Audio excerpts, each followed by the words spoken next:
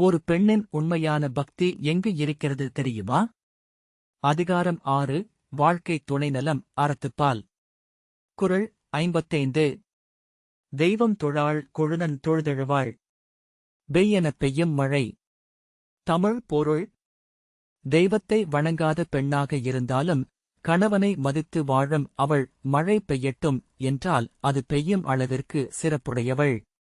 எளிய விளக்கம்: கணவனை மதித்து அன்புடன் வாழும் மனைவியின் பண்பு மிக உயர்ந்தது. அவள் குடும்பத்திற்கு ஆசீர்வாதம் போன்றவர். உதாரண கதை: ஒரு கிராமத்தில் ஒரு பெண் இருந்தாள். அவள் தினமும் கோவிலுக்கு போக மாட்டாள்.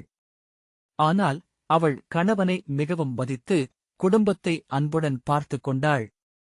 ஒரு வருடம் கடும் வறட்சி ஏற்பட்டது.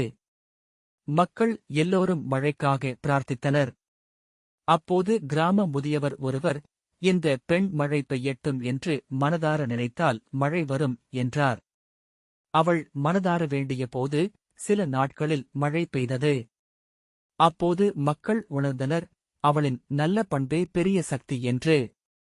இந்தக் கதையின் பொருள்: உண்மையான அன்பும் மரியாதையும் கொண்ட வாழ்க்கை எந்த பக்திக்கும் சமமானது. ஊக்கவுரை: குடும்பத்தில் அன்பும் மரியாதையும் இருந்தால் அது தெய்வ அருளுக்கு சமம். நிஜ வாழ்க்கை சம்பவம்: பல குடும்பங்களில் நாம் பார்க்கிறோம், வெளியில் பெரிய சாதனை இல்லாவிட்டாலும் மனைவி குடும்பத்தை அமைதியாக நடத்துவதால் அந்த குடும்பம் முன்னேறுகிறது. அவள் அமைதியான ஆதரவுதான் அந்த வீட்டின் வெற்றிக்கு காரணம். நகைச்சுவை உதாரண கதை: ஒரு கணவன் தினமும் சொல்வான், நான் தான் இந்த வீட்டின் தலைவன். அதற்கு மனைவி சிரித்துக்கொண்டு, சரி, நீதான் தலைவர், நான் தான் முடிவெடுப்பவன் என்றாள். அந்த வீட்டில் சண்டை இல்லை, சிரிப்பு மட்டுமே இருந்தது.